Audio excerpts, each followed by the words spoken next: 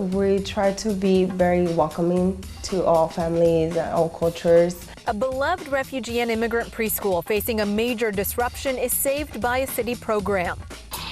It's called the Only in Seattle initiative, and it's giving small businesses a boost. Small businesses are the economic development of a city.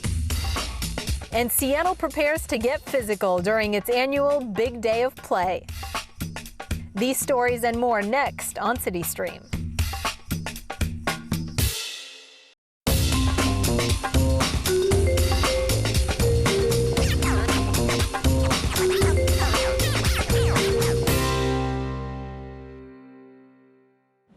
Hi, I'm Tatevik Aprikyan. Welcome to CityStream from the Rainier Community Center. Built in 1996, this facility has aged nicely and it's constantly praised for being well maintained. The center has become a popular gathering spot in Seattle's diverse Columbia City neighborhood. With 2 large gyms, a multi-purpose room, a commercial kitchen, and a fitness room, it can accommodate nearly any community event. And this center also offers childcare on certain days, and we all know how important that is for families. Well, across town, a beloved preschool and childcare that's been serving refugee and immigrant families for decades recently faced a major challenge. The building's owner decided to sell, but a city program known as the Equitable Development Initiative stepped in, preserving a treasured asset. Are you going to throw it into the water? Okay, and let's see if it floats or it sinks. What does it look like? It's floating and sinking? Esta está larga. Wow. A ver. It's a bilingual beach adventure for the children of the Refugee and Immigrant Family Center, or RIFC. I see you're rolling with your both hands. Mira, Maxi. Ese se ve como que está blanco. This field trip to West Seattle's Lincoln Park is one of many that allows preschoolers to experience learning outside the classroom. I'm gonna help you. Oh, careful, careful, careful, careful, careful. 7, 8, 9. No me gustó. Échale más sal. It's a very special place because we try to be very welcoming to all families and all cultures. For 30 years, RIFC has served primarily lower-income families in West Seattle, but all are welcome. Our mission, just based on the community, because we're in Delbridge, is to provide really high-quality preschool environment for families who may not necessarily be receiving it within the Delbridge area. What did we see? That's part of nature. I make a house. Una luna. Sí, parece una luna, es cierto. Now that we've been a part of this place for a good 3 years, there's nowhere else I'd be.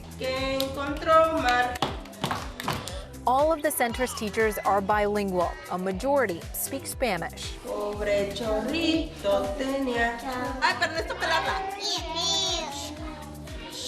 Despite language differences, each student is urged to celebrate who they are. I don't want to lose identity. I want them to feel proud. Learn English, the language that's mostly spoken here, but also it's important to keep their culture. We don't want that to be squashed. Let's need more rocks, teacher. La última, okay? The school is led by Luz Casio, who migrated to this country in her late 20s with 2 young children. I sacrificed my language, my culture, my family, my community to start a new one here. She worked as a janitor at night while her husband worked in the morning. Later, she went to college and got a degree, then a master's, and finally a PhD. I have really high respect for her.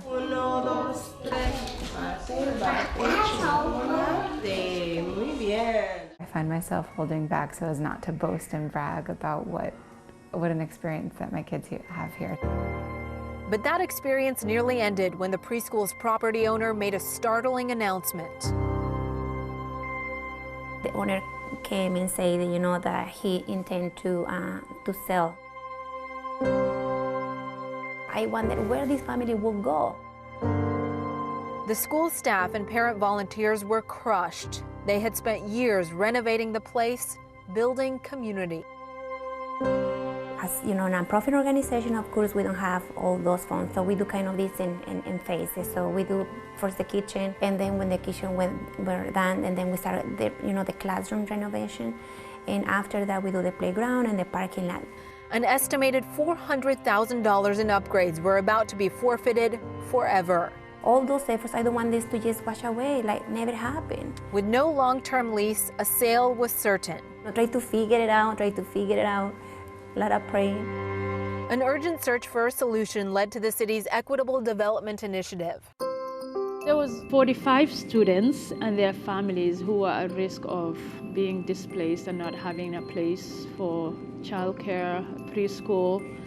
And I think in that neighborhood there's not a lot of programs which are also dual language, Spanish and English. The Equitable Development Initiative supports groups dealing with housing, cultural, and commercial displacement. Seattle has become so expensive, and a lot of marginalized communities, immigrant refugees, are the ones who are hit first. EDI has become a national model, with community partnering with government, yet community leads the way. That is a central piece of what anti-displacement means: community ownership and community-initiated programs. The Refugee and Immigrant Family Center applied for EDI funding and met the criteria. Timing could not have been better. Through an award of over $800,000, we were able to help them buy this building to make sure that no matter how this neighborhood changed, there would be a place for these families.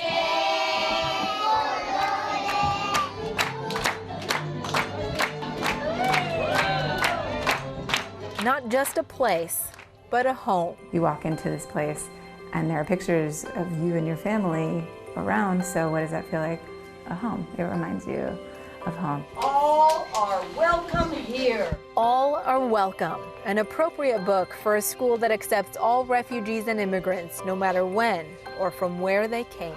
I was born and raised in Mexico. My husband's father was an immigrant. My grandparents were immigrants. As someone who lived as a refugee in my teenage years and then eventually as an immigrant here in the U.S. Durango, Mexico. I came here as an immigrant about 20 years ago, and Somalia. Ready, amigos? Get your partners and follow me. You need to understand who we are.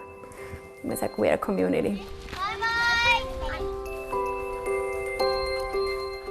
To learn more about the Equitable Development Initiative, just go to seattle.gov and search for the Office of Planning and Community Development and click on the Ongoing Initiatives tab.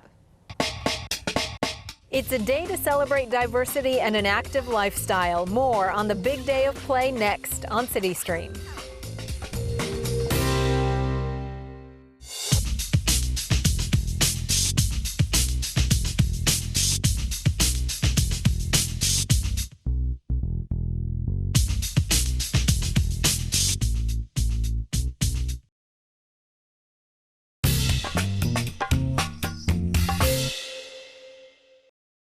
Welcome back from the Rainier Community Center. Soon, this playfield will be packed with people taking part in the big day of play.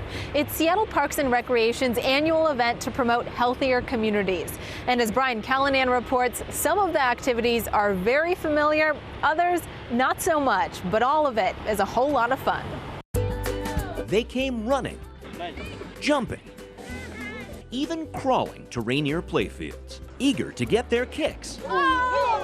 At Seattle Park and Rec's Big Day of Play. This event is really about coming out and playing. Lakima Bell organizes the Big Day as part of Seattle's Get Moving initiative, which encourages more physical activity to keep us healthy.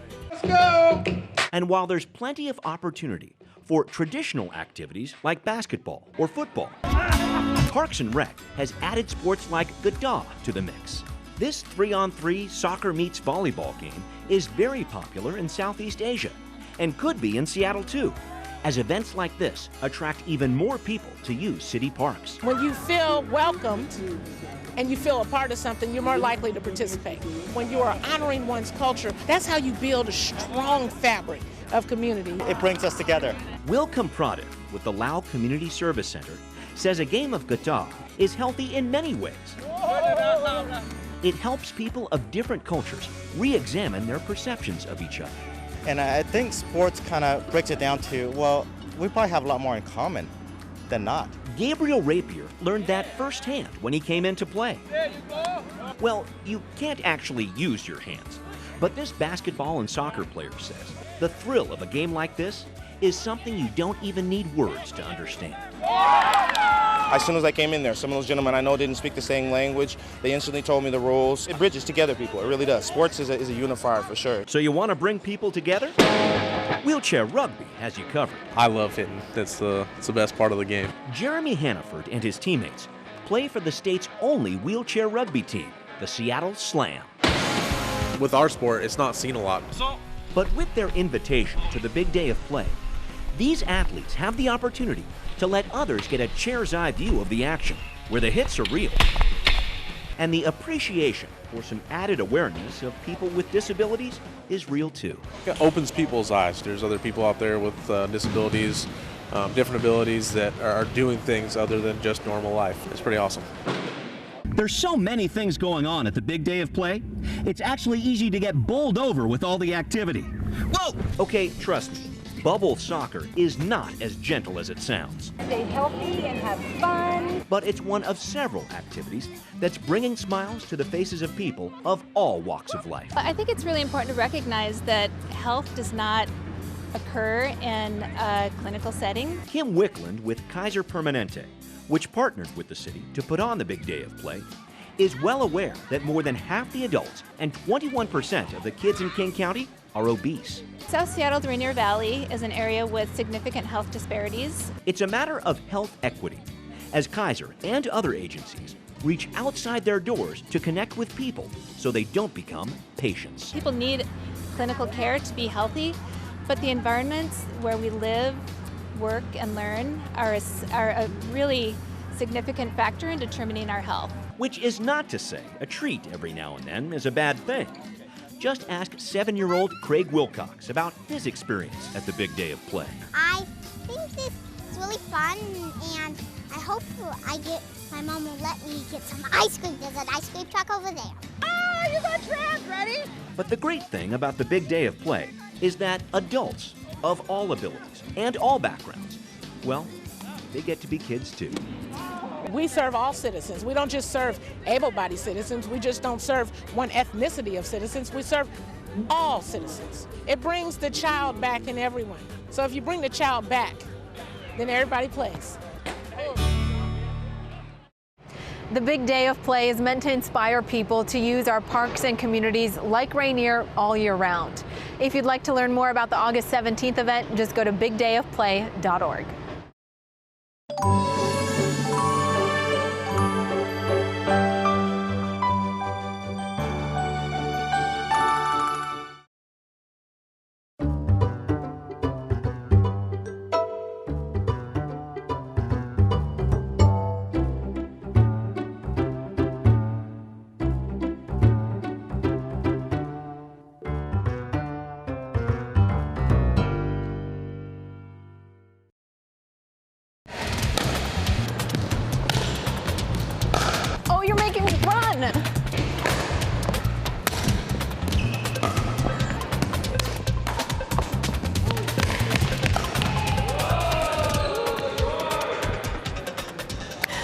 As you can see, pickleball is a lot of fun, keeps you active and helps relieve some stress. Let's talk to Stacy Dawn, the rec coordinator here at Rainier Community Center. Stacy, thank you so much for joining us today. Thank you. Tell me a little bit about pickleball. We saw seniors play, but it's really a sport for all ages. It is a sport for all ages. It's really good for your cardio, mental health, and stress well-being. And good for little kids too. They can get their exercise in all day. Definitely, they can need to run all that energy. Perfect. Tell me a little bit about the other activities you guys have here at the community center. So we offer a variety of activities. We offer a variety of drop-in activities, which are free, which is we have a adult drop-in spin. We have a drop-in mahjong. We have drop-in pickleball as well, and bridge. We also offer a variety of music classes for youth and adults, personal music lessons, with piano, guitar, and drumming. We also offer a parent and tot dance class, ballet, karate, cooking classes, urban fishing, You name it, we offer it. Oh, how cool. There's something for everybody here. There is. Tell me a little bit about the activities that you have specifically for teenagers. Okay, so it's held on Fridays and Saturdays. There's the Rainier Community Center late night program. It's from 7 a.m. to midnight. It's for teens 13 to 19. There's a variety of activities that goes on. We provide dinner, basketball, volleyball, computer time. Yeah, it's a really nice time. Yeah, that's a great opportunity to have those kids have a safe place. Definitely. To spend some time. And the big activity coming up for you guys, it's the big annual event, the big day of play. The big day of play is free. It's August 17th here at Rainier Community Center, the Playfield in Mount Baker Rolling Selling. Loads of fun. And that's for everybody. Everyone, of all ages. all ages. Okay, Stacey Doan, thank you so much No for joining problem. us today. Thank you. I appreciate it. Here's what's ahead on CityStream. Some South Seattle businesses are getting a helping hand thanks to the Only in Seattle initiative. Details as CityStream continues.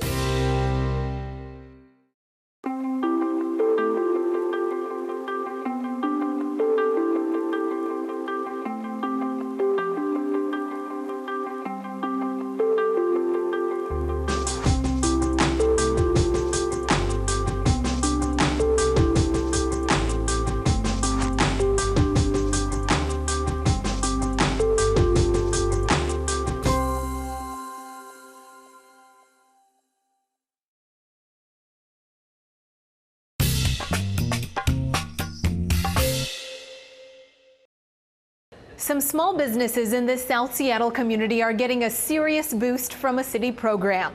Seattle's Office of Economic Development recently awarded $1.3 million in grant money as part of the Only in Seattle initiative. Nicole Sanchez explains how the program works and how businesses are benefiting. Hey, no, thanks for being here. Josiah Wirtz and his business partner opened Cafe Red, located near the Othello Light Rail Station, a couple of years ago. He wanted to locate his business here because this is a special part of Seattle to him. It just seems like there's such a vibrant artist community here and activist community, and with a lot of the changes that are happening in the city, spaces for those groups to spend time and hang out and to connect and build with each other were kind of vanishing.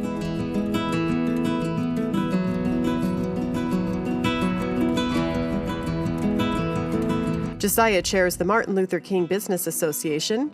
The group recently received an Only in Seattle award by the Office of Economic Development. The award is providing a $45,000 grant to help businesses in this area grow, something that can actually be a challenge because of light rail.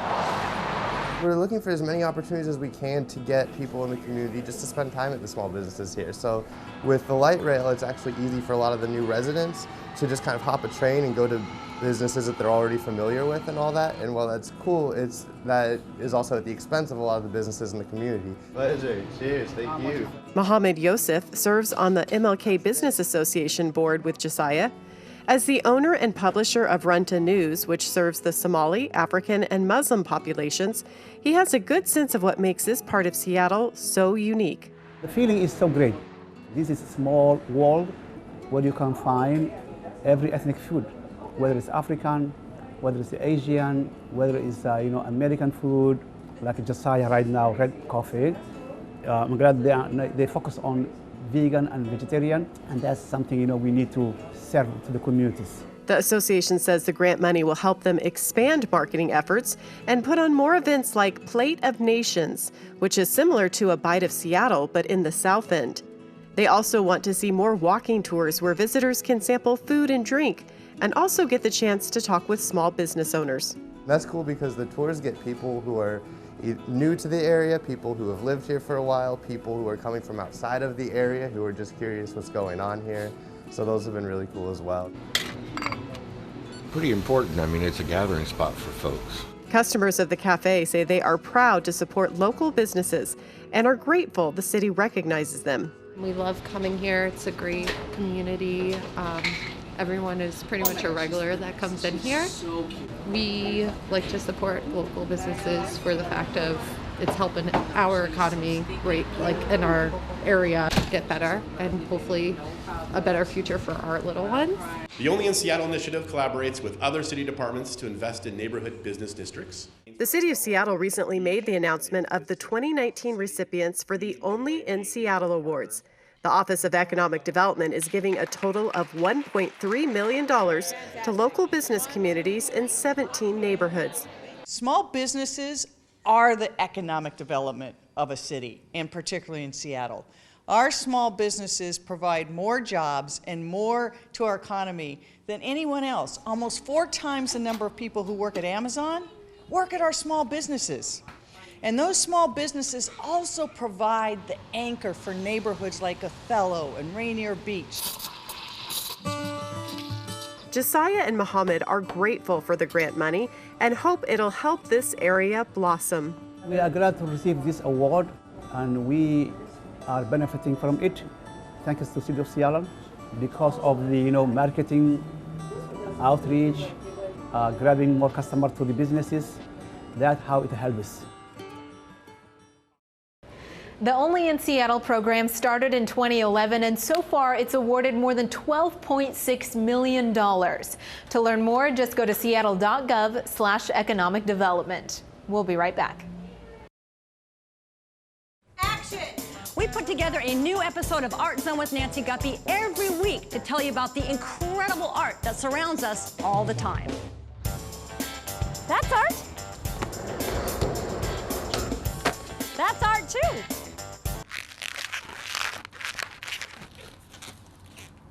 Yeah, sure. Art Zone with Nancy Guppy, Fridays at 8 on the Seattle channel or streaming anytime online. I did ask for a butterfly, but, a wiener dog, close enough.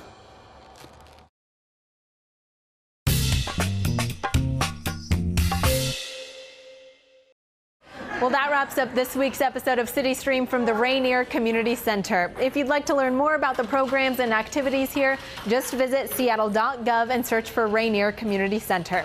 And don't forget, the big day of play is on August 17th. I'm Tatevik Aprikyan. Thank you for watching.